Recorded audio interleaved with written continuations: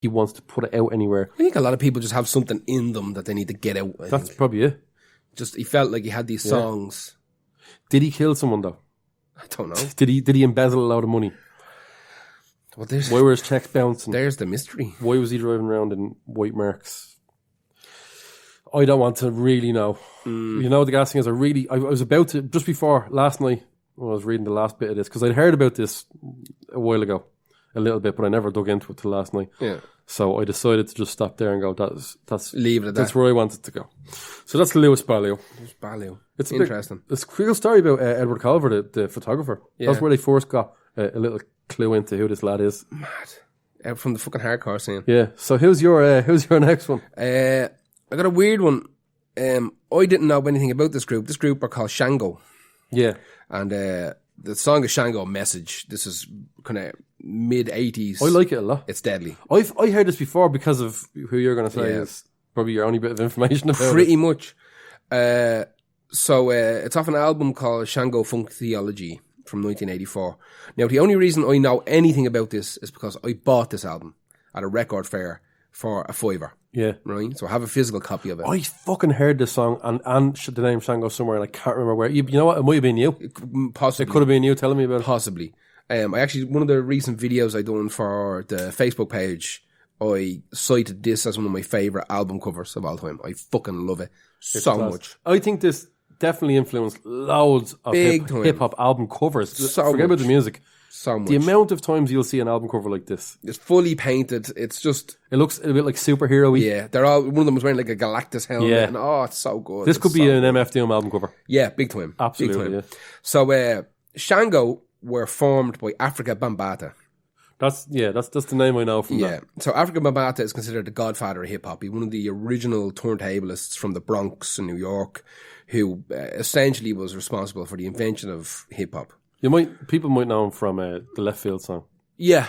Bambaata's been around forever, literally forever. Him and Grandmaster Flash and Fab Five Freddy, and there's a bunch of people who all Left Field is the first one I heard of. Yeah, I know because I'm not deep into hip hop. That's my first.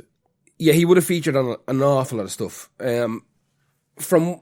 It's almost impossible to find out who was actually in Shango, right? Yeah, I actually had a look and I couldn't find a. You know what? You type in Shango, you don't get anything. You just type in Shango Message, you don't get anything. You just get Africa Bambaataa. You type in the name of the album, you get Discogs, and that's it. That's it. Now, the album's not worth anything. It's just one of these, as we're talking about, lost, forgotten about, just gone. The song itself is fucking super. Yeah, it's great. It's somewhere between 80s hip-hop and John Carpenter.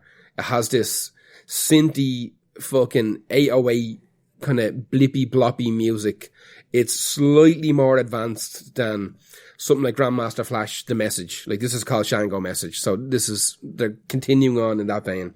It's not as basic as most hip hop or funk that was doing the rounds at that stage. There's a little bit more to it. Not a lot, but a little bit more to it.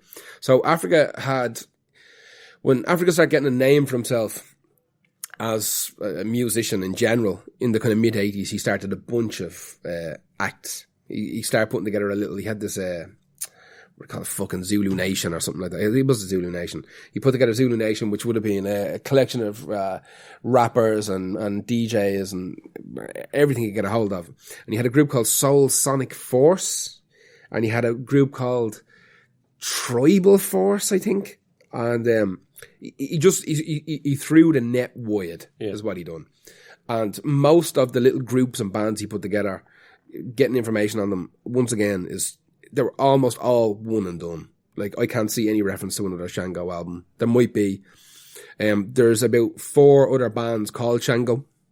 Yeah. And maybe 2 of them could quite possibly be related to this Shango. There's another Shango that's a rock band. There's another band that's like an electronic kind of dance music band. That's the one that came up for me first. Yeah. But this OG, original fucking hip-hop, funk, whatever, Shango thing, it's the only reference I can find is like you said, on Discogs where people are selling the actual album. It, yeah. It seems lost in time. You can't get it. I did find an article.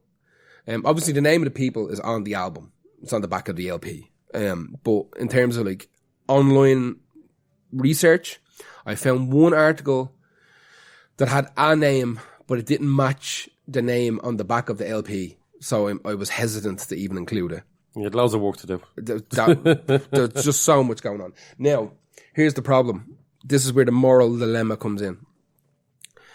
By all accounts, Africa Bambaataa is a fucking scumbag. Really? Is a child molesting scumbag. Ah, fuck off. Yeah. Not fuck off you, fuck off him. Yeah.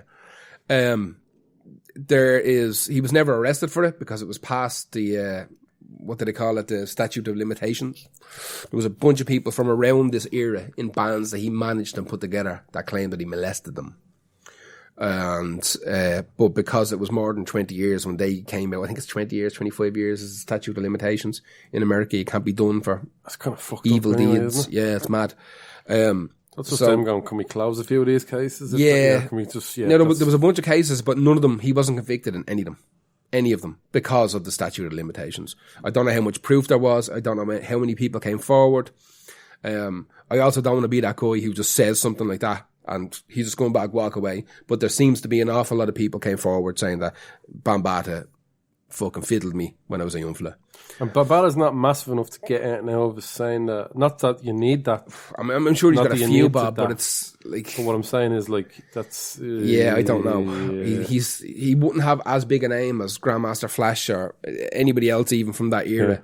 Yeah. He's not necessarily the smallest name from that era, but he's kind of lost in the mix a little bit. So I didn't want to go too much into Africa Bambaataa. You can, if you find that type of stuff fucking interesting... Yeah. You can go looking for it yourself. But Shango apparently started in the South Bronx, a lot where he originally came from. That's literally all the information I can give you. Yeah. This album is online. I don't like that song anymore. Just saying. He actually, on the cover of it, Africa is hanging over him, shooting lasers out of his fingers as well. This album it's on Spotify. The link is in the playlist as normal. But what you will find if you click on show artist, it mixes in a bunch of the Shangos. There is a fuck up. Yeah. There is a fuck up. So you will find... that's the way Spotify works. If you submit your name and it's the same as someone else's, you'll have to message your either record label or your aggregator to get it separated from them, and they'll have to contact Spotify. Yeah, I think they create a different ISO name for all of them. Yeah, exactly. Yeah, I've been through that. I've been through it myself as well with Skeleton Crew. There was another Skeleton Crew in the 60s, that like a psychedelic rock band, and all my songs. I have a French rapper with the same name as my project. So. Sprinter. Right. Have at it. That's you will find this whole album up there if you go looking. Just go by the artwork as opposed to the name. Yeah. But that's it. That's all I can give you on Shango. I own the LP. I like it a lot. This song is fucking super. Every song is a little bit long, I think, on that album. They're all around 5 to 6 minutes, which is unusual for the time. Yeah. But who's your next one? My next one is Frank Wilson. Do I Love You? Indeed I Do. From 1965. Mm-hmm. So this is, I think it's the rarest Northern Soul record of all time. Interesting. And I've only really started to understand about Northern Soul in the last few years. Now I knew loads of Northern Soul songs, but I didn't really couldn't put the whole genre together properly. Yeah. Especially started drinking in a certain pub that has nights on that runs it. Because it's not a genre. That's why. Well, it's an interesting sphere, very interesting sphere. So I started to get really into stuff that I knew. I was linking it all together. I love being able to link a kind of style of music together. And I initially had the song Gone With The Wind, Is My Love by Reedy and Tiaras, until I found this story a little bit more interesting for a lost song. This song was recorded in 1965 by Frank Wilson on the subsidiary label Soul. Yeah. The Motown. It's a Motown subsidiary. And they pressed 250 demos, 250 45s. Now, there's a rumour what happened after it, that Berry Gordy of Motown went, I don't like this lad's voice at all, scrap this, and also recall them all. I don't want that going out. At the same time, Frank Wilson was like, you know what, I don't even care, take them all. I don't want to be really a singer anyway. I want to be a writer and a producer. So that suits me, whatever, take it away. So what happened was then 3 copies, out of the 250, 3 copies went to the Motown archives. 3 copies were retained by the pressing plant. Then what happened in years after that, the pressing plant destroyed 2 versions and just kept 1 for their archives. Yep. So 1 copy of Do I Love You. Then when Motown was moving its archives to LA, their 3 got diminished to 1. So there's only really two at this stage in the late 60s that we know of this Northern Soul song, Do I Love You? So Motown had hired a historian called Tom Del Piero in 1977, he got a copy of it. I think it's Motown's copy that he had. And a guy called Simon Susan, who was a record collector and a massive, massive Northern Soul fan. No one knows how he got it off Tom Del Piero. Some people said he stole it. Some people said he borrowed it. There does be some dirty movements in Northern Soul. Now, the thing about Northern Soul is that I kind of like is that the rareness of your records is what makes you as a DJ. Yeah. You're not allowed DJ with reproductions or represses. Well, this has had to happen with this one, unfortunately. But we'll get into that now. But I do like that idea of the DJs are known by your selections, to the point where I read that Northern Soul DJs would, if they had a really good song that didn't want anyone else to play, in their collection they would stick a sticker over it with a different name. So they didn't want like another DJ looking at it going, I'm going to get that for my set. So we've hosted probably... Now this is just me talking shit about Northern Soul. All I can say is I really like it, but I don't know fucking that much. No one really does. This is the mad thing about it. Like, I've hosted maybe 5 or 6 different clubs that deal in Northern Soul. Now some of them are monthly, some of them are yearly, some of them you'll see every 4 years. As you said, the DJs get famous via their collections. Right? I really like that idea. It's there's nothing else like it in the entire world. This brilliant. Is the Pokemon of music, right? Yeah. So, and just on a quick note, I've had DJs come up and chat to me beside me, and I've pulled the laptop lid down. Oh yeah. Now I DJ have a laptop, so obviously Northern Soul DJs is going, laptop, get the fuck. But I don't like when someone takes a little kind of secret little banger that I have and goes, Stanley, I'll play that. Yeah. It's not my song anyway, but don't do that. Take that fucking 600% into the future.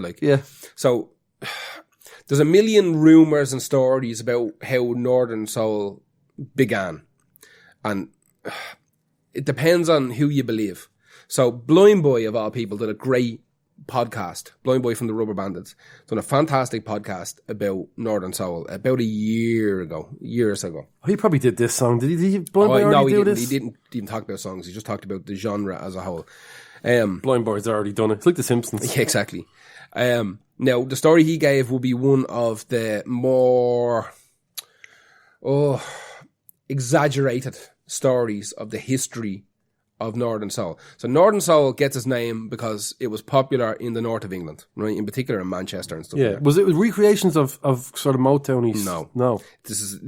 If you go with this story, this is the story I choose to believe because it's the best story. Yeah, okay? This is a kind of Manchester-y thing though, isn't it? Yeah, right? Yeah. So basically what it was, it's the mid-60s. Stuff like Elvis and all this kind of shit is really popular in England as well.